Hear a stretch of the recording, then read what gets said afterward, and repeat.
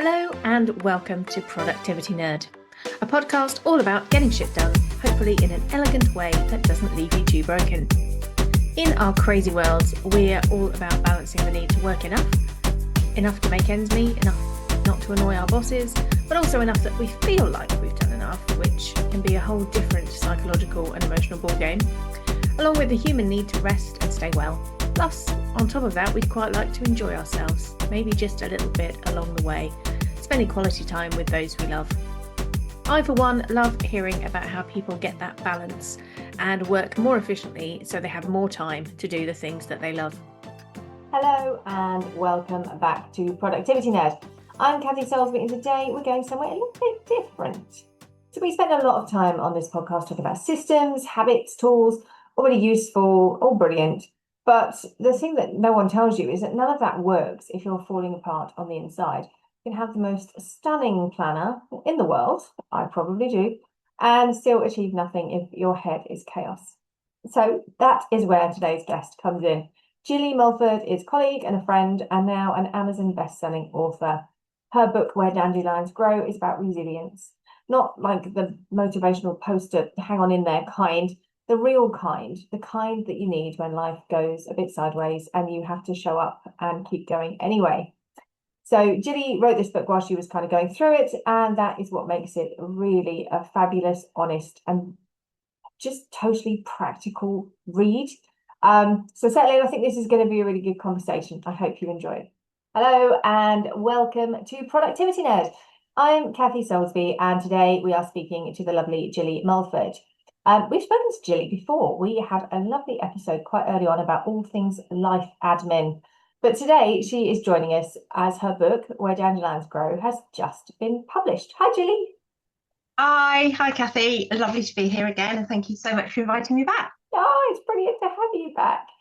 So the book, so I knew about this eons ago, right? It was secret squirreling in the background because you have a very, very busy job and a very, very busy life, and yeah, I've done this as well. And then you somehow manage to write a book in the margins. You go, how did you can do it?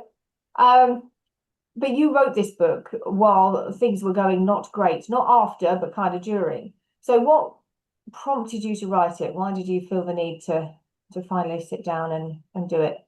Oh, goodness, yeah. So many things have happened in my life, lots of trauma, which we don't need to go into, and they're touched on in the very start of the book, but it's not my journey of what happened.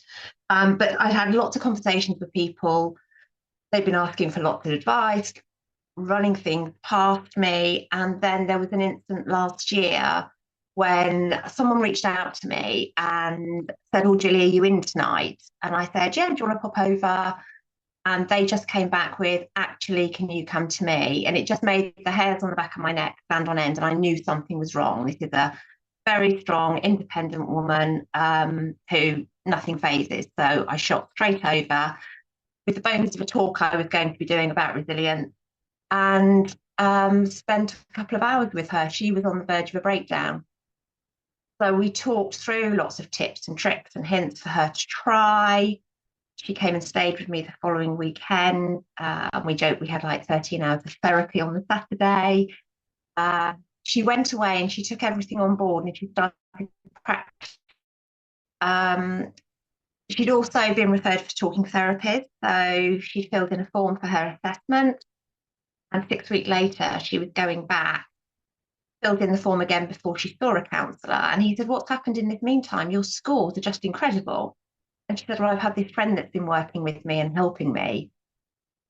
And it was from that, she then said, "You really ought to write this down. The advice that you're giving to people is so useful and it's helping so much."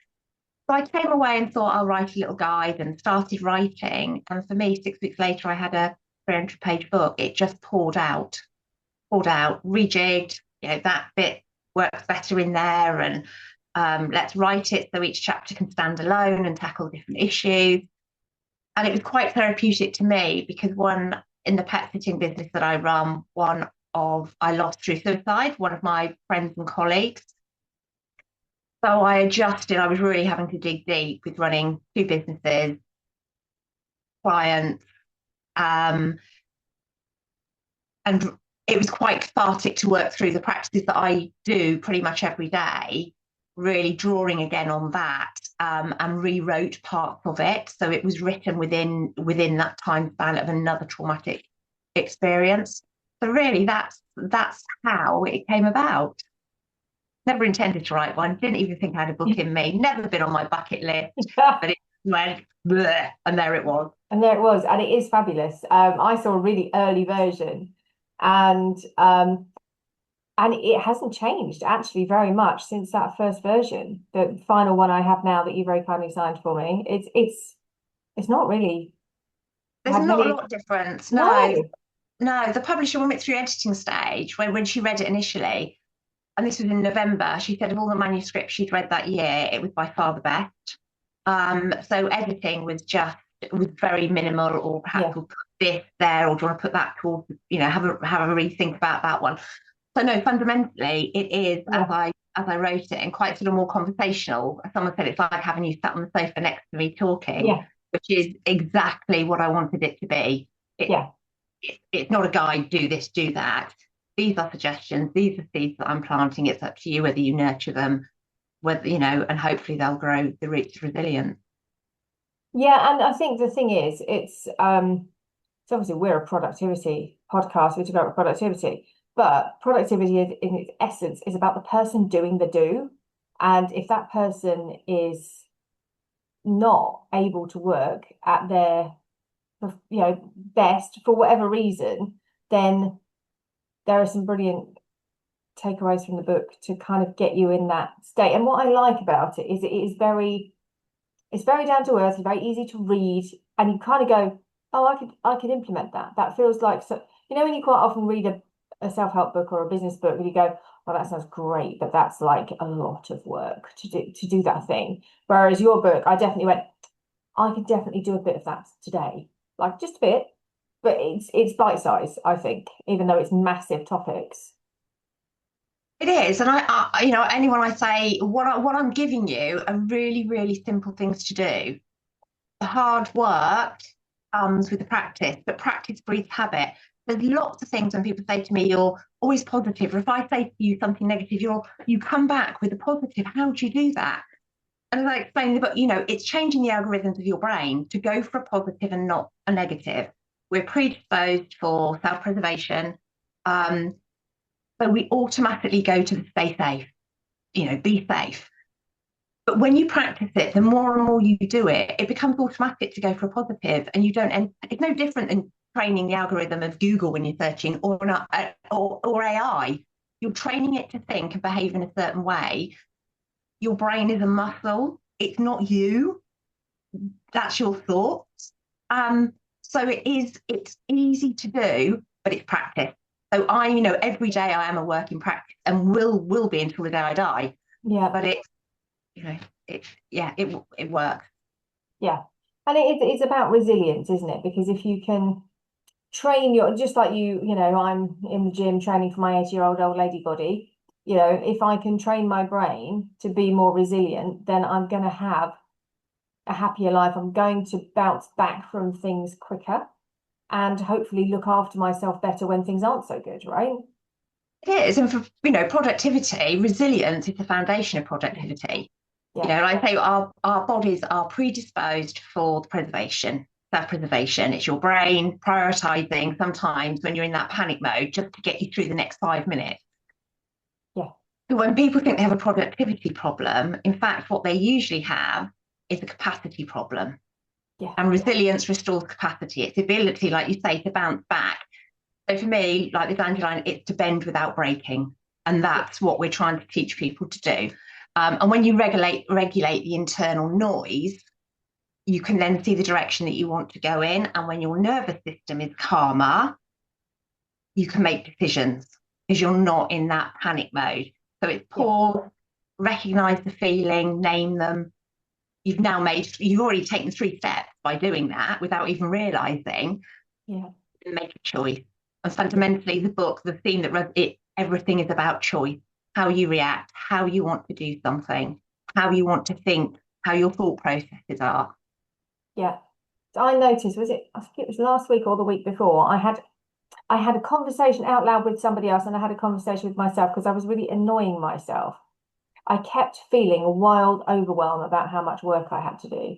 And normally and I can feel it in my body, right? I can feel that feeling of, and I said to myself, right, okay, you know what to do when this happens. You write down everything you've got to do. You look at it and you go, either, it's not as bad as I thought, or, well, just pick the top three and work out when you're going to do them. And it's fine. That's what I do, right? I organize stuff.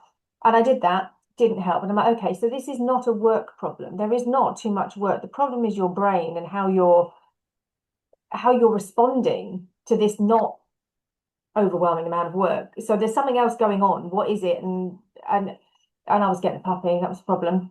That was the problem. Not much of a problem, is it? But you did two things side by side. First, you did the power of discussion. So the power of discussion doesn't have to be with someone, but it needs to be out loud. So whether that's you say it out loud to yourself, whether you say it in the mirror, or whether you write it down, that is still a form of conversation, pen and paper. So you've done that because you've written down. What you've also done is you've challenged the thoughts that you're having. Thoughts aren't real. They're a story you're telling yourself. And the thought and the feelings you're having are entwined. So you're reacting to a feeling that you're having and you're saying, I'm overwhelmed or I'm anxious, or that's just a thought. And we try and neutralize that by calling it something different, by just saying it's anticipation. So you paused, decided, okay, it's anticipation. How do I now want to react to that? Is it excitement? Is it overwhelm? Am I going positive? Am I going negative? And you've taken a step of, okay, I recognize I'm feeling overwhelmed. I've done the discussion bit, I've written it down. And my next step is, oh yeah, actually, it's not that bad. I can delegate that. I can move that to tomorrow. I can do sorted. Yeah. It's so important to recognize what you're feeling, label it, but it's that pause. As soon as you pause, you've given your brain time to think, and then you're thinking about responding rather than reacting. Yeah. I like that, responding rather than reacting. And that pause, that's in the book when I talk about catastrophising and thinking trap. For me, my trampoline is the pause. Right. It's not to bounce you back up to be elevated higher than you were before, but it's also not I didn't want to use a safety net because you can get caught in a safety net and it sounds hard work clambering out of a hole. Yeah. That is just to get me back up to the level because I've recognized what it is.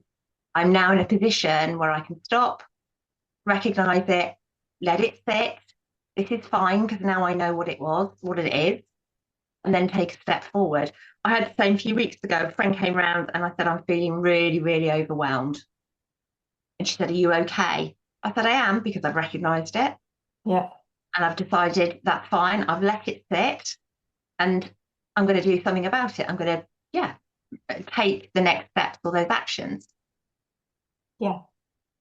And taking action helps, right? Because then you're taking control of the situation. You're not letting the situation control you. Yeah. When people say I've got no momentum, or it's like, well, actually taking the first step is what breeds the momentum. It's not the other way. If you wait for momentum, you never do anything. No, exactly.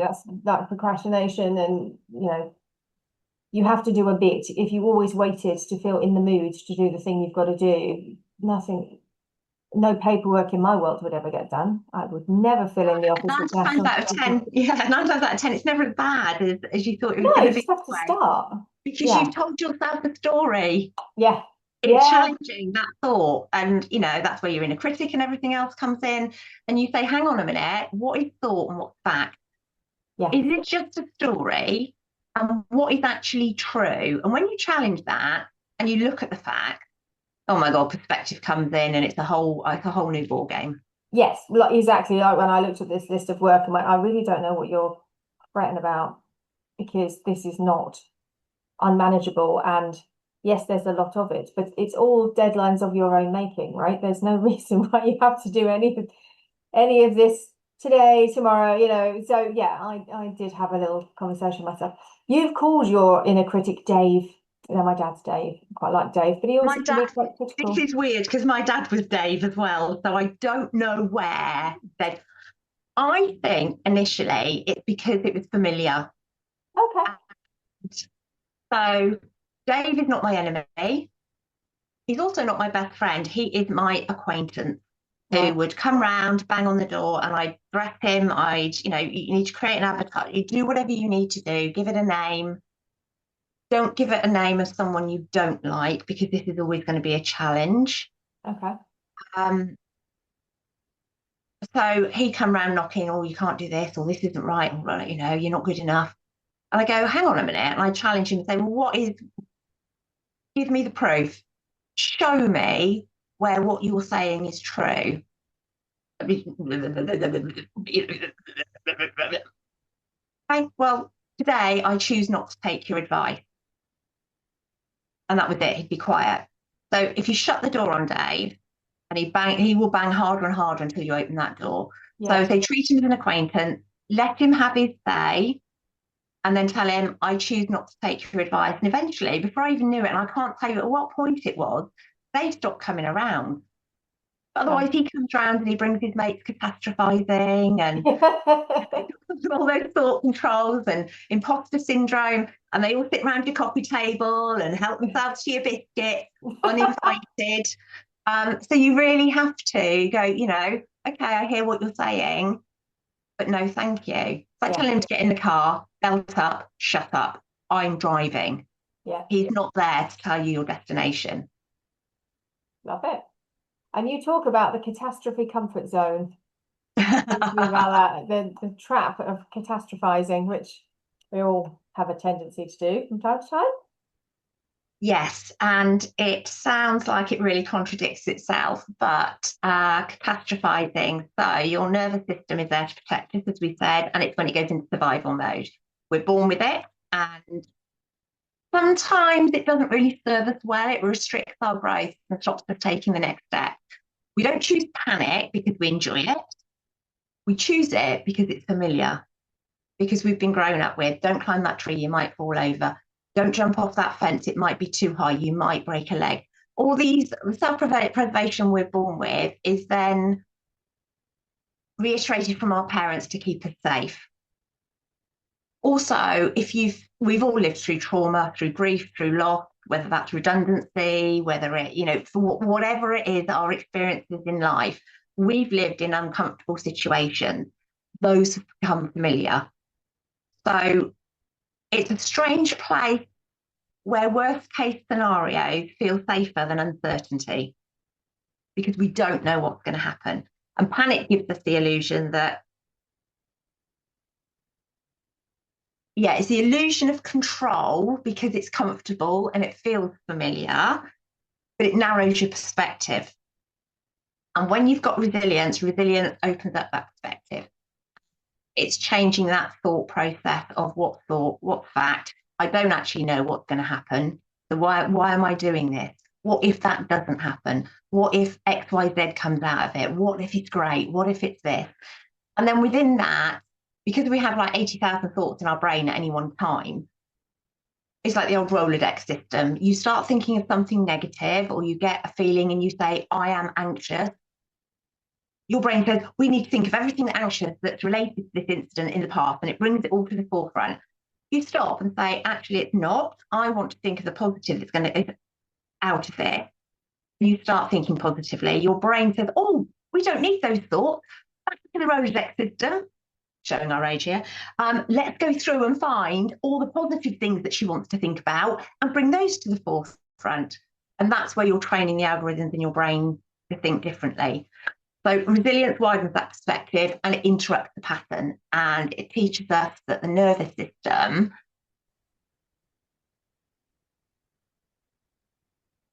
can be imaginary, because what the feelings that you're having or the physiological reactions you're having are to a thought, and the thoughts aren't facts. Yeah. And when you start bringing the facts in, your nervous system says, oh, okay, this is all right, because that story I was being told isn't real. Yeah. So it's keeping that nervous system under control. Yeah, and the thing is, anxiety, the feeling of anxiety in and of itself isn't necessarily negative. It's the same as excitement, right? So a lot of people who perform for a living, actors, speakers, musicians, they will feel really anxious before they go on stage, and they use these techniques or techniques like them, I imagine, because otherwise you wouldn't do it every day, right? If it was a hideous experience to get on stage every day, well, it might be, but you know that you have to go through that to do the thing that you love. So you just rename it excitement, or this is how I prepare myself to do my absolute best and go out there and be amazing. Because actually it's the same with dogs, right? Excitement and fear give you the same feelings. So Absolutely. you're trying to, if you're trying to calm down a frightened dog, you don't want to get it excited. You want it all nice and calm. So it's the same with us humans. We just need to channel that feeling towards the positive connotations rather than the catastrophizing negative. And I think we've all known and all worked from, possibly all supported as an EA, somebody who lives and thrives, apparently, in panic, because that's where they seem to feel most comfy, which is insane to me. I can't imagine anything more stressful.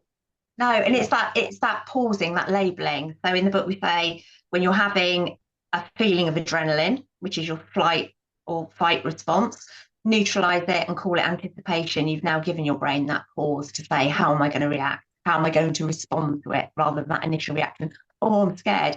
So you say, someone that's going to play in an orchestra, that's going on stage, could have anxiety, but they've possibly renamed that. So anxiety causes high blood pressure because it's a thought reaction. High blood pressure, you could have a heart attack, you're catastrophizing now and you're spiraling and those thinking traps have come in. Whereas if they've neutralized it and then solved this is excitement, so you're now elevating yourself and your mindset changes and you're in a whole different. So people will thrive off of the same feeling of anxiety as they will excitement because it's the same thing. It is just adrenaline. So it's labeling it how it fits with you or retraining your brain to just pause. Yeah. Which I think is, and it's so useful and so brilliant. But I love the idea of putting that pause in there before you almost decide what to do with that feeling and the thought that caused the feeling, which, as you say, the thoughts aren't real. Thoughts are just thoughts and they aren't facts. They're stories, and most of the time it's like walking into the library and having all the horror at the front and you want the love story that's at the back, but all you see is these horror stories. Because you don't know what's behind there or you can't get to it. You need to move your library round to have at the forefront what you want to see every day and what you want to read. So there's a chapter on acceptance that I think is worth us talking about as well. In productivity, we can be really kind of push through, do more, plow on.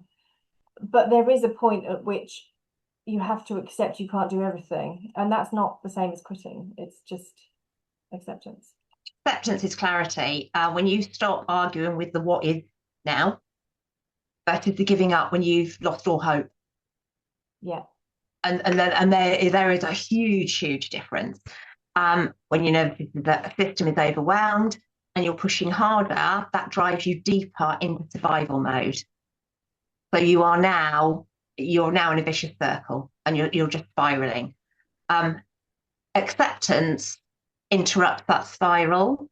So ifs, ands, and buts don't change anything that's happened in the past or that happened 10 minutes ago.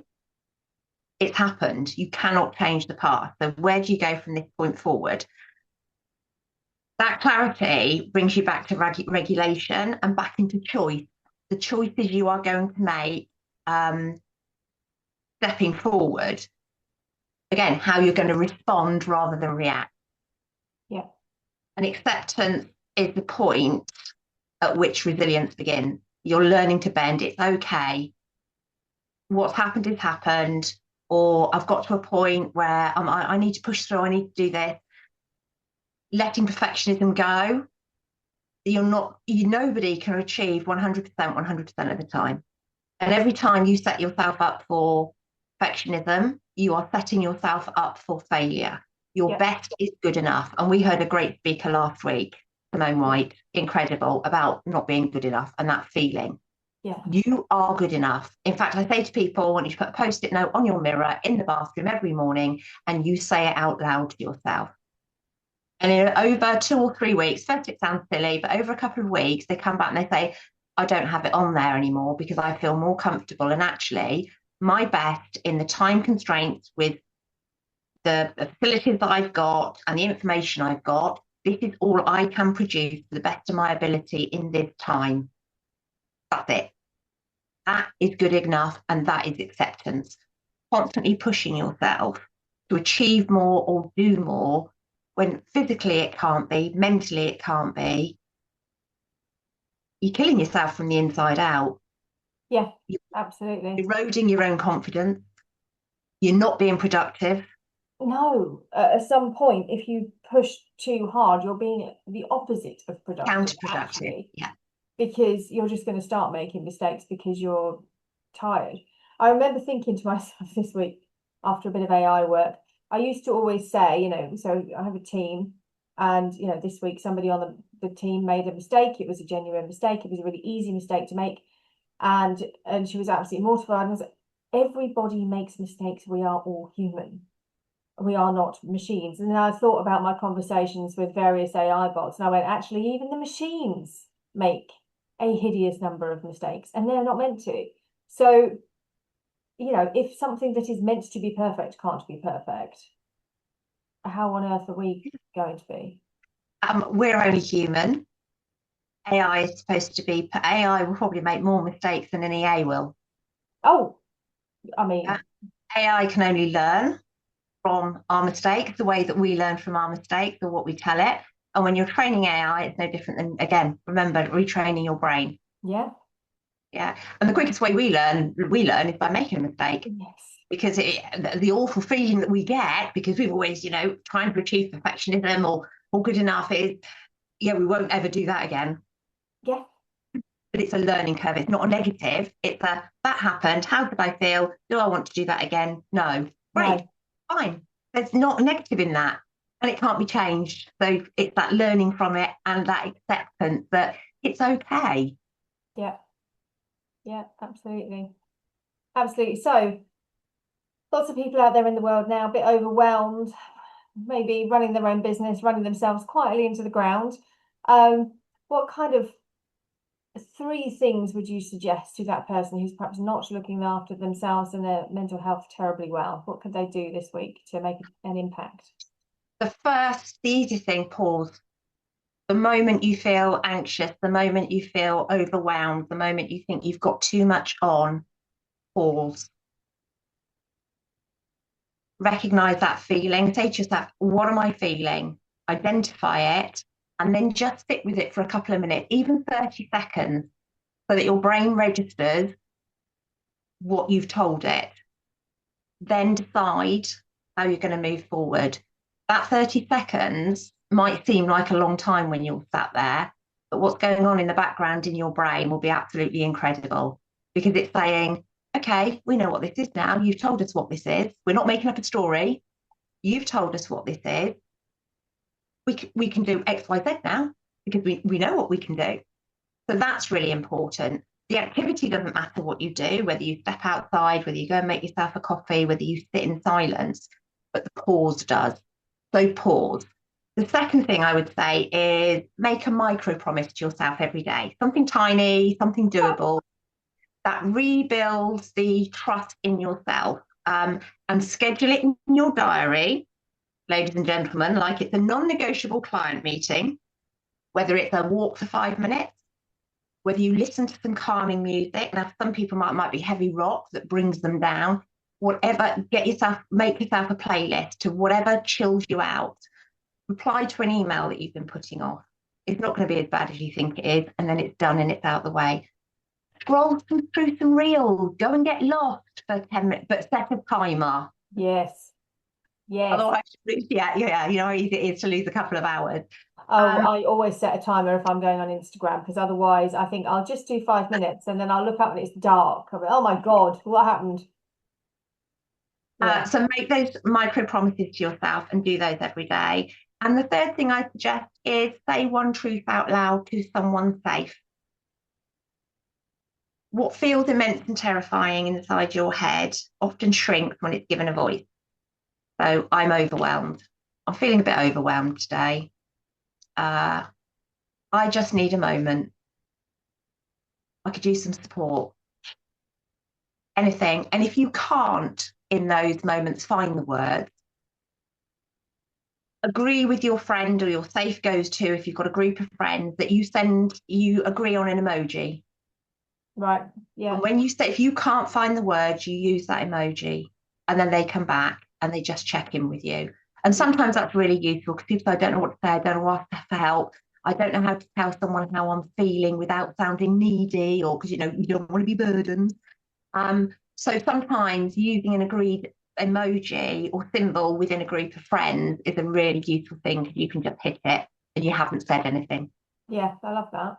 I'm very lucky. I have a friend who is absolutely brilliant, and she should be. She is coach at talking about how she is feeling, and I have learned so much from her, because I'd be like, wow. We went on holiday together and get up in the morning, and I'd be like, oh, how are you? How did you sleep? Expecting, what I would say. She's like, oh yeah, not bad, fine, and carry on with it. And she actually thinks about it, and she says, well, I'm a little bit tired, and I think I might be a bit anxious about this thing. I'm really happy to be here, but I'm also a bit worried because we haven't decided what we're going to do today. And you know me, I like a whole list. And I'm like, oh, wow, that's how you talk about feelings. Huh? How does that work? That's amazing. So I am getting better at it, but I love the idea of an emoji, because that is way more my,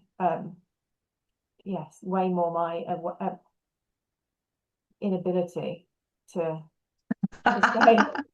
Yeah. And sometimes when we say about that discussion and the power of writing things down, you're having a conversation with a piece of paper. If you don't want to share it, go and burn it.